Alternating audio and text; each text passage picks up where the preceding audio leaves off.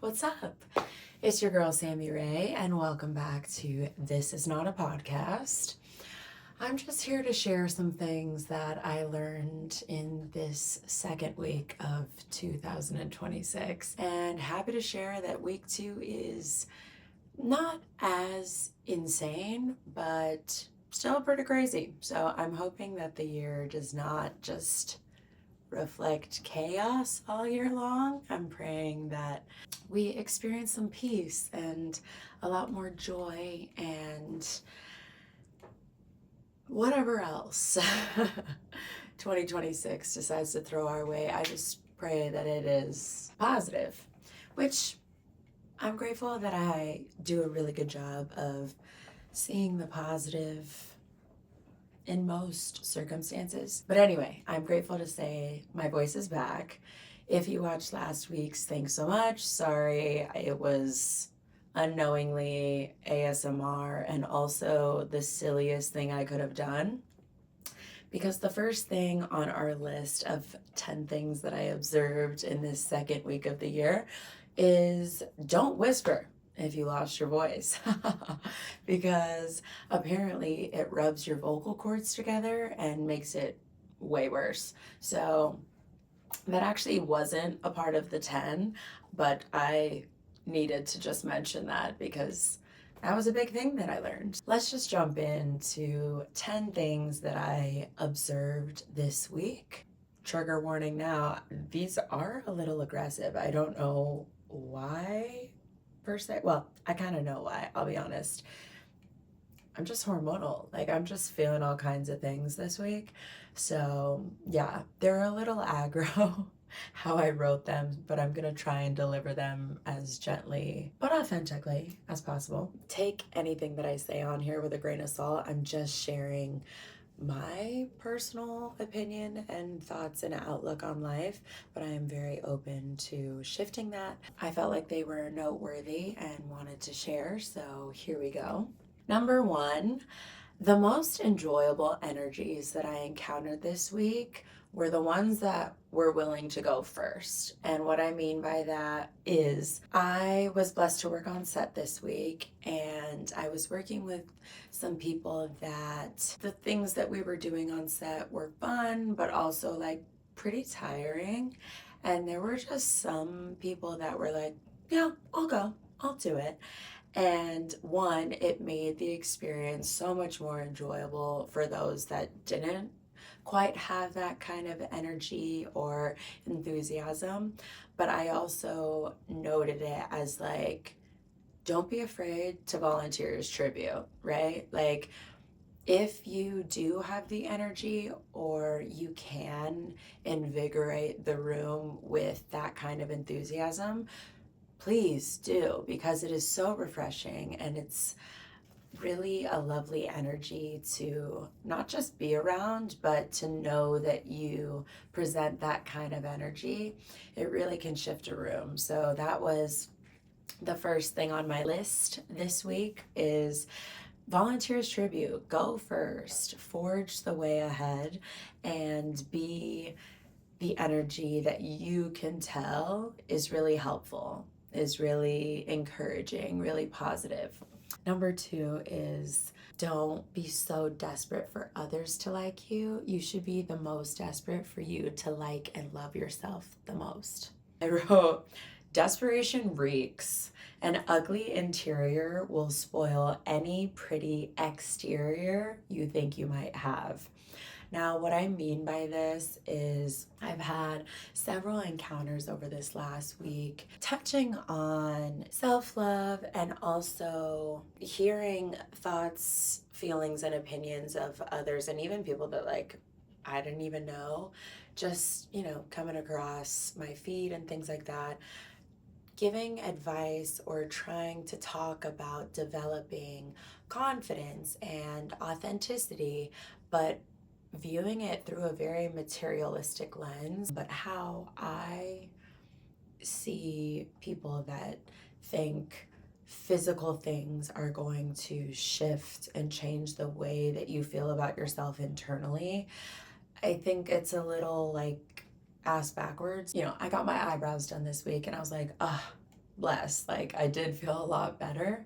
However, just because I change something physical about me doesn't mean I'm actually changing my heart posture. It doesn't mean that I actually am thinking any thoughts less derogatory towards myself. So I guess why I put that down, like Desperation Reeks, is like, even if you show up and you're faking the funk, like if you are talking all of these positive things, but you actually feel shitty about yourself, don't do that. An ugly interior will spoil any pretty exterior that you try and present. And this is like men and women alike, just like people in general, right? I have just noticed in this last week that there are a lot of people, especially with social media, that want to be perceived in a way that is accepted. And if you don't accept yourself, it doesn't really matter if anyone else accepts you. I recall saying at some point in this last week, just having a conversation with some people about how they wanted so desperately to like be liked in a certain room. And I said something along the lines of like, yeah, I don't really care if other people like me because I like me. And I think that is such a valuable trait to carry, especially if you are like in the industry like me, or heavily on social media, or if you're in school or in a workplace that, you know, things can be kind of cliquey, or you feel like you want or have to fit in to some societal accepted mold. One, it's so limiting, and two, you're not living authentically. Whatever is authentic to you, and that's going to be different for every single person, is what brings you joy, what makes you feel happy, even if everyone else in the room is like a Debbie Downer. Number 3 is the truth hurts, but it's the only thing that can set you free. I added this one because I definitely had some ugly truths needing to rear their fugly head this week. And as hard as they were to face at first, in hindsight, I can actually take a deep breath and be like, oh, I needed that to happen a long time ago. I'm glad that it happened now. It should have happened way sooner. Also, I wish I had done certain things to not even need this ugly truth to be revealed, but at the end of the day, I'm glad that I did it. So I'd rather live truthfully than live behind a lie and have it slowly eat away at me internally, which kind of draws back to the last one of like, if you're not living truthfully or authentically, you're gonna find yourself in a place where you're slowly rotting and dying inside, but on the outside you put perfume on and you think no one can smell the stench. Newsflash, people can smell the stench. So just like cut away the rotted shit and allow yourself to thrive as authentically as you can once that work is done. But that inner work is really hard. So kudos to those who are brave enough to do it. Next one is specificity and authenticity are keys to success. Now, number 4 is interesting because I took a casting director workshop and he kept sharing about specificity and how that's really what draws him in. And so I noticed specificity and authenticity breeding themselves into my daily life as well. Those were really key words this week. And specificity in regards to acting helps you drop in authentically. And I found just interesting things happen and found myself in conversations this week where when I was afraid to get specific about certain things, I paused for a moment being like, should I talk about this? Because it can feel very vulnerable, very intense, very it's so much easier to keep things surface level and just be like, yeah, it's fine. Like, I don't have to share myself or my thoughts, feelings, emotions, opinions in such a deep, intimate, raw, real way with people that I just met or like I may never even see again. Like, why does it matter? But I think when you do get specific and you are as open and raw and real and vulnerable as possible, or as much as you can muster in that moment, because even now I feel like I have a certain filter that I'm working through just because, again, this is only me sharing, and I've had experiences in this last week with people that I've known for a long time and also people that I just met. And in order to protect those people, I don't want to get too specific, but I will get specific from my own vantage point to be as authentic with you as possible, so that hopefully this is a worthwhile video for you to watch and you can hopefully take something positive away to help you in this next week, whatever God has in store for both of us. But yeah, specificity helps you be more authentic, because also I found myself in conversations in this last week, sometimes just like really vague conversations. And by the end of it, I was like, did that add any value? Like, was there any purpose in that conversation? Because if not, like, I could have gone my whole life without wasting my breath in that conversation. Like, not to be a biatch about that, but like, just real talk, you know? Like, I'm someone that really appreciates and loves in depth, real, heavier kind of conversations because I want to know who you are. I love to get to know new people. And I'm very much an open book where I'm like, you know, there's certain things that I'm not just gonna spew online just to be like word vomiting stuff out.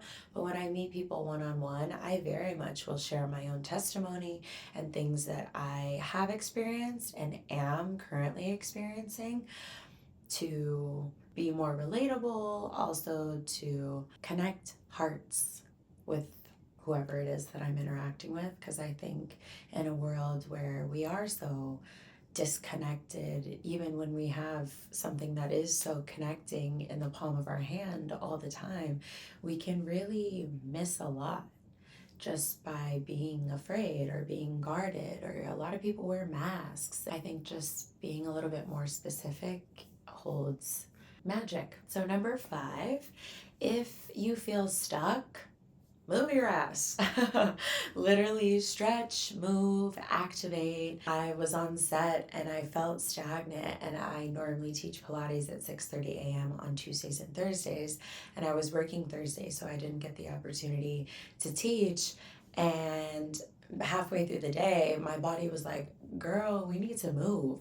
And so I was like, what better time than now? Like, I literally just started stretching and moving, and there were other people around that were like, wait, that looks really nice, I'm gonna join you. I'm like, yeah, here, I'll guide us through. Here, let's move, you know? And even if it's just for 5 minutes, like if you feel stuck, if you feel stuffy, literally move your body. Like, it sounds so elementary, but it's so easy to kind of stay stuck in a stagnant place out of laziness or just feeling awkward, being the only one to like do something different. Don't be afraid to be the weirdo. Like, again, forge the way forward and do the new thing, because you just might inspire someone else around you to find greater wellness for themselves in that moment as well. Number 6 is give credit where credit is due. Incorporate new things into your repertoire that inspire you and live authentically. Don't just put on a hat just because you see it advertised on a mannequin. You might look fucking stupid in it, pardon my French. And that's okay, but be friggin' real with yourself, is what I wrote. And this part was definitely inspired by an interaction that I had where someone was like taking something from someone else and putting it on, but like it just didn't fit the same way. You know what I mean? It's kind of like a copycat energy, or like, I don't know, it was just like weird. I don't know how else to describe it, but it's one thing to be inspired by someone. Like I had someone tell me even in this last week, I said something crazy and they're like, "Oh, I'm using that." And I was like, "Please do." Like, yes. But then, you know, it's it's awesome to inspire, but especially with social media, there's so many like copycat energies. In fact, I blocked someone this last week because they were like copying something that I did, but they don't interact with my posts. They don't do anything to show me any support where I'm like, okay, you hear this all the time of like monitoring spirits, which I'm like, I'm covered by the blood of Jesus, so I'm not worried about that. But it is like a little icky, where it's like I've had certain friends tell me, "Oh yeah, you really inspire me when you do that. I want to do that too." And that's beautiful. That's awesome. And I've done the same thing where I'm like, "Oh yeah, I took a page out of your book and thank you so much for sharing that with me because it's really helped me." Versus someone just like copying you and not acknowledging you. It feels like a spiritual theft to me. Like I don't like that, but to each their own. It was just something that I observed this week that I personally want to be consciously aware of. If someone inspires me, tell them. And if I choose to incorporate something into my repertoire, I'm going to give credit where credit is due. I love to share where I got things and who inspired it because I think that's important. You don't write an MLA format essay and you don't cite your sources. That's called plagiarism. So I think spiritually it works the same way. Give credit where credit's due. Period. Next is number 7. Don't wait until someone's gone to celebrate their existence. Cherish the time you have while you still have the chance. This one is a little bit more emo. I did lose a family member, and we had a celebration of life the other day, and I was kind of sad because the year prior, we didn't do anything when this person was still here. So I just think it's important to share and celebrate life with the people that you love and care about while they're still here and not waiting too long until it's too late to do it with them. So, yeah, that's another observation of the week. Number 8, letting someone go can be the biggest form of love that you show. I've always been someone that has clung to things for way too long. And this past week, I found myself desperately needing to let go of something that I let go of for a little bit and then went back to and then let go of and then went back to look at just this like toxic cycle. And then finally I was just being told so plainly and evidently, like, hey, I don't see you, I don't appreciate you, I don't want you here. And at that point, I don't want to be someone that fights for someone who is actively telling me F off. You know what I mean? Like, there's a phrase that says, go where you're celebrated, not tolerated. So that was something else that I observed in this last week of like, there are so many people in the world. I don't want to be clinging to the ones. I think this is like still me healing people pleaser tendencies within myself. When someone shows that they dislike me, there is a small part of me, like inner child part of me, that's like, why don't they like me? Like, I want them to like me. I like them, And I shared last week, not everyone's meant to like you, and that's okay. And I definitely saw that test, if you will, this week of like, okay, well, this person that you really like and love is telling you that they don't like and love you. So what are you going to do? And I just realized it was my time to withdraw, and that can be the greatest form of love that you ever show. And I actually feel this like weird sense of peace about it because, again, I just found myself in that cycle over and over and over. And it wasn't just with this particular person in this circumstance. It's like I've had many circumstances and opportunities to show myself that I don't have to accept less than what I want and deserve, but I just never did it before. And yeah, this last week definitely brought newness of, yeah, no, I'm tired of that. I'm going to choose to do something else. And I think it was the best decision I could have done. It definitely wasn't easy, but I'm proud of myself. Number 9, trust your gut always. Discernment is key. If you get a weird vibe from someone, take a personal inventory. If it's not a you problem, like, you know, we experience an array of emotions all day long. So I noticed that at some points when I was out and about, I'd have like this weird tinge of like anger or like awkwardness or jealousy, which like isn't something that I normally feel. But when I do, I'm like, oh, why am I feeling that? Like, I don't like that feeling. So is this a righteous jealousy or is this like a low vibrational jealousy, in the sense like the Bible shares that, God is a jealous God. Like, he wants us to love him first. And so when he sees us loving other things above him, he gets jealous. And that's a righteous kind of jealousy.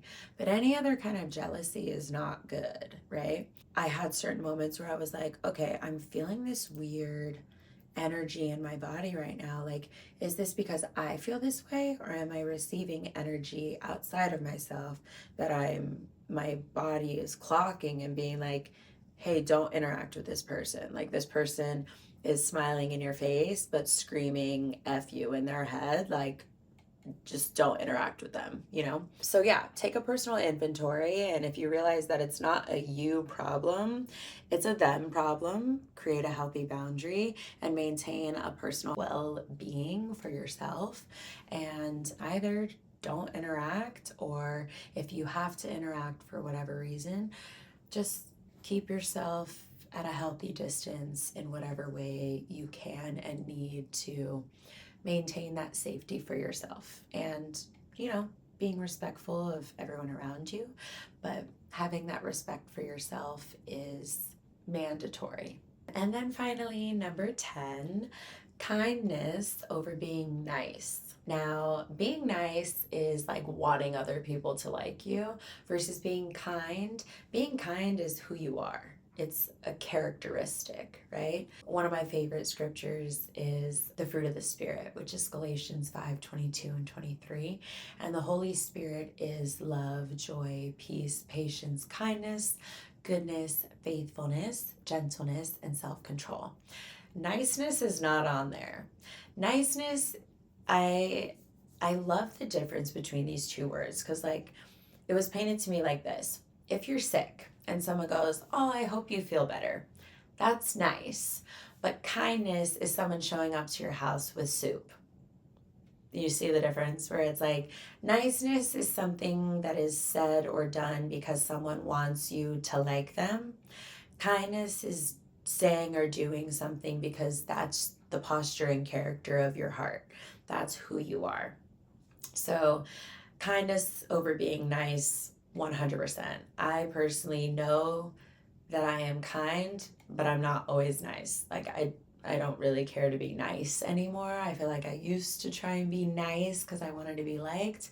And now I'm like, oh, I'll be kind, but I'm not going to be nice. Silence is power, so wield it wisely. And then share your knowledge with those who have ears. Matthew 7:6 says, don't waste what is holy on people who are unholy. Don't throw your pearls to pigs. They will trample the pearls and then turn and attack you. So it was interesting because over this last week, I found myself in a number of different conversations where I had certain specific knowledge and stories that I wanted to share and tell. And there were some people that I felt like God was saying, yes, it's safe to share this knowledge and this information and this specificity and be 100% authentic with them right now and share and be vulnerable. And then there were other people that God was like, do not cast your pearls to swine right now. Like, they're just gonna throw them back in your face. It was definitely a crazy, insane week, but I learned a lot. And if you made it through this whole video, I appreciate you taking the time. I hope there was something that resonated for you. If there was something in your week that you learned, please drop a comment. I would love to know what it was. And I will see you next week. Bye, guys.